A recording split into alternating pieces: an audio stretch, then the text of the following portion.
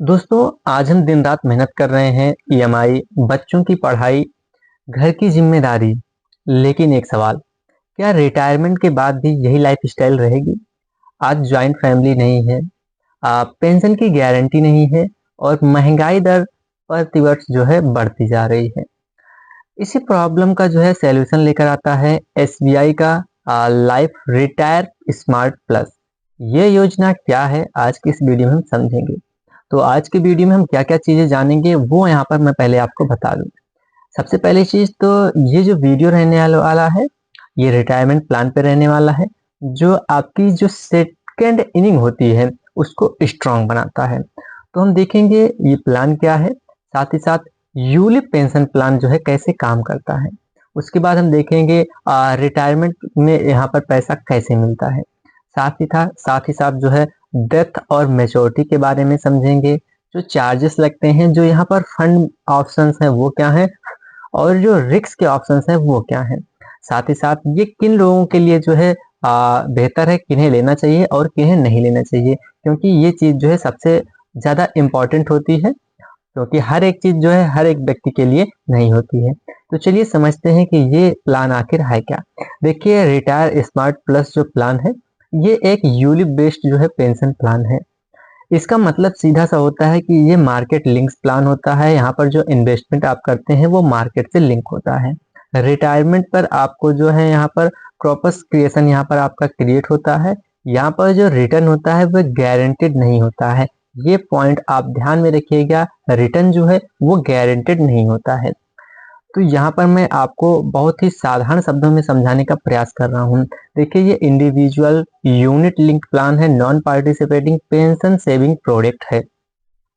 यहाँ पर इस पॉलिसी में आपको इन्वेस्टमेंट का जो रिस्क है वो सिर्फ और सिर्फ पॉलिसी होल्डर का होता है, यानी कि आपका होता है, जो पॉलिसी बाय कर रहा है उसका होता है। ये प्लान क्यों जरूरी है? पहली चीज तो ये आ जाती है कि ये प्लान आखिर जरूरी क्यों, मैं क्यों लूँ। देखिए, आप ईपीएफ या पीपीएफ अलोंग इंगेज नहीं कर रहे हैं। आप महंगाई दर को देख रहे हैं, 6 से 7% बढ़ रही है। मेडिकल एक्सपेंस यानी कि दवाइयों के खर्चे रिटायरमेंट में सबसे ज्यादा जो है लगते हैं। बुढ़ापे में जो है दवाइयाँ जो है बहुत ज्यादा लगती हैं।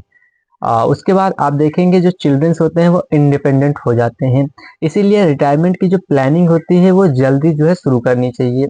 तो एसबीआई रिटायर जो स्मार्ट प्लस प्लान है, ये लॉन्ग टर्म मार्केट ग्रोथ के ऊपर रहता है। साथ ही साथ आप देखेंगे यहाँ पर आप जो सेविंग करते हैं बिल्कुल डिसिप्लिन वाली सेविंग रहती है। पेंशन ओरिएंटेड स्ट्रक्चर रहता है इस प्लान का। इसे लेने के लिए जो एलिजिबिलिटी कंडीशंस हैं, जो प्रीमियम स्ट्रक्चर है वो क्या है। देखिए, कम से कम जो उम्र यहाँ पर बताई गई है वो आपकी 20 वर्ष बताई गई है, यानी कम से कम 20 वर्ष होनी चाहिए और ज़्यादा से ज़्यादा यहाँ पर 60 वर्ष होनी चाहिए। और उसके बाद जो मैच्योरिटी एज है, जब से आपको जो है पैसा मिलना शुरू हो जाएगा, वो क्या है, कम से कम 30 वर्ष और ज़्यादा से ज़्यादा 70 वर्ष होनी चाहिए। प्रीमियम के 3 प्रकार के ऑप्शन यहाँ पर आपको दिए जाते हैं। पहला ऑप्शन है जो कि है आपका सिंगल प्रीमियम, एक बार पैसा जमा करना है सिर्फ सिंगल प्रीमियम में।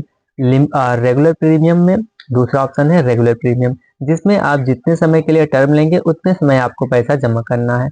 और तीसरा है लिमिटेड प्रीमियम, आप लॉन्ग टर्म के लिए पॉलिसी को लीजिए लेकिन प्रीमियम कम समय में ही जमा करके जो है खत्म कर दीजिए। ये तीसरा ऑप्शन होता है।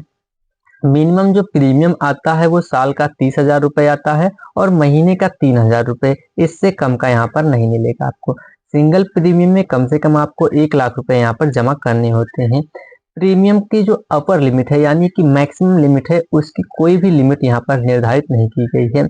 वो आप जितना चाहे ले सकते हैं। बाकी ये जो है अंडर राइटिंग के रूल पर जो है निर्भर करता है। ठीक, अब बात करते हैं फंड ऑप्शन की। पैसा कहाँ इन्वेस्ट होता है।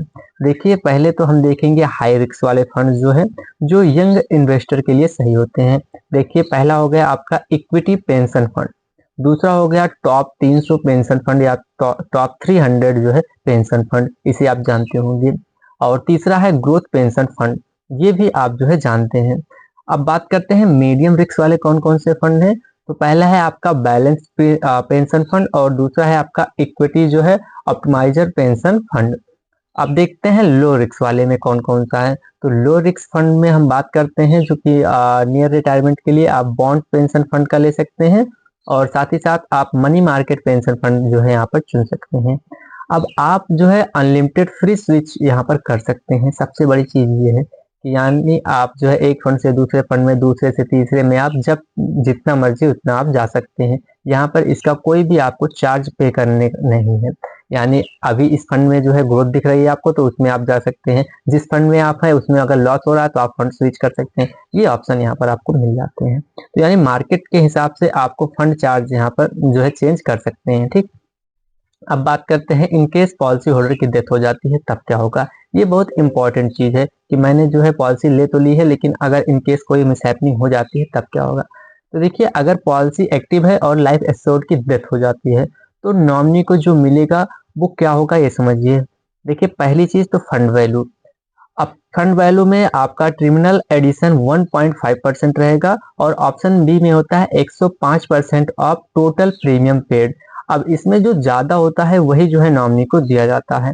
अब नॉमिनी के पास ऑप्शन होता है कि वो पूरा पैसा जो है एक साथ ले ले, या फिर एन्युटी खरीद कर पेंशन स्टार्ट करे, या फिर 50% तक दूसरे इंश्योर से इक्विटी कर ले। ठीक, अब आफ्टर डेथ क्या होता है, बेनिफिट क्या होता है कि पॉलिसी जो है वो खत्म हो जाती है। यहीं पर पॉलिसी क्या होगी, यहीं पर जो है समाप्त हो जाती है। अगर हम बात करें मेच्योरिटी की, यानी कि मेच्योरिटी पर क्या लाभ मिलेगा या फिर वेस्टिंग बेनिफिट्स क्या रहने वाला है, तो पॉलिसी टर्म पूरा होने पर क्या मिलेगा, फंड वैल्यू मिलेगी प्लस 1.5% क्रिमिनल एडिशन यहाँ पर मिलेगा। अब आप क्या कर सकते हैं, ऑप्शन ए है पूरा पैसा आप एन्युटी में डालें और मंथली पेंशन लें। तो यहाँ पर पहला ऑप्शन आप चुन सकते हैं। दूसरा ऑप्शन क्या है कि 60% लैपसम निकाल लें, यानी कि 60% एक मुश्त राशि निकाल लें और 40% आप एन्युटी खरीद लें और पेंशन का लाभ उठाते रहें। ऑप्शन 3 क्या है कि आपको यहाँ पर वेस्टिंग एज को एक्सटेंड करें, यानी एज 70 तक। ठीक, और साथ ही साथ यदि यही जो फ्लेक्सिबिलिटी इसे पावरफुल बनाती है ये आपको पता है। ठीक, अब बात करते हैं एक एग्जाम्पल के साथ, क्योंकि एग्जाम्पल को जब हम समझते हैं तब हमें जो है ज़्यादा क्लैरिटी आती है, ज़्यादा समझ में आता है। अगर हम मान लेते हैं कि एक व्यक्ति है जिसकी उम्र 30 वर्ष है और प्रीमियम वो 1 लाख रुपए पर ईयर के हिसाब से जमा कर रहा है, और उसने जो टर्म लिया है वो 25 साल का लिया है। फंड यहाँ पर ये सिलेक्ट करते हैं इक्विटी पेंशन फंड। तो रिटायरमेंट पर इनमें जो क्रॉस प्लस होगा, इनका जो अमाउंट होगा, अगर हम 4% के हिसाब से देखते हैं तो यहाँ पर 35.5 लाख होगा, और वहीं अगर 8% के हिसाब से देखते हैं तो 63.1 लाख, यानी कि 63,01,000 रुपए तक का यहाँ पर इन्हें 10,000 रुपए तक का यहाँ पर इन्हें लाभ मिलेगा। तो रिटायरमेंट जो है वो गारंटीड नहीं है, ये सिर्फ जो है इंस्टॉलमेंट में है। ठीक, आपका जो अमाउंट बनता है उसे आप इंस्टॉलमेंट में कर सकते हैं, ये गारंटीड नहीं है। अब बात करते हैं पार्शियल विड्रॉल की, यहाँ पर पार्शियल विड्रॉल और फ्लेक्सिबिलिटी के बारे में।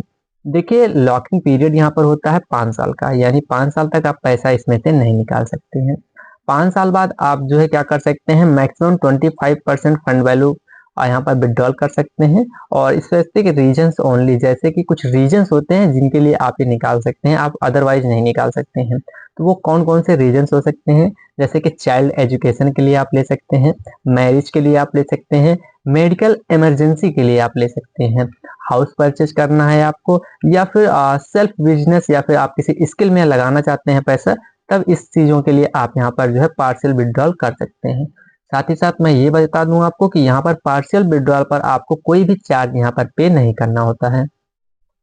अब बात करते हैं चार्जेस के बारे में। यहाँ पर अभी तक हमने सारी चीज़ों को समझा, आप समझते हैं कि पॉलिसी ले रहे हैं तो यहाँ पर कौन कौन से चार्जेस लगते हैं। तो जो मेन चार्जेस होते हैं, जैसे कि प्रीमियम अलॉटमेंट चार्जेस होता है, पॉलिसी एडमिन चार्जेस होता है जो 45 रुपए से लेकर 70 रुपए पर मंथ तक हो सकता है। फंड मैनेजमेंट चार्ज होता है जो मैक्सिमम 1.35% तक हो सकता है।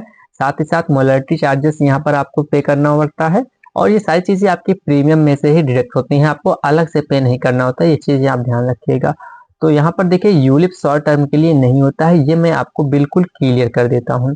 मिनिमम आप 10 साल और मैक्सिमम 15 साल की सोच रखकर ही इस प्लान को आप बाय करिए।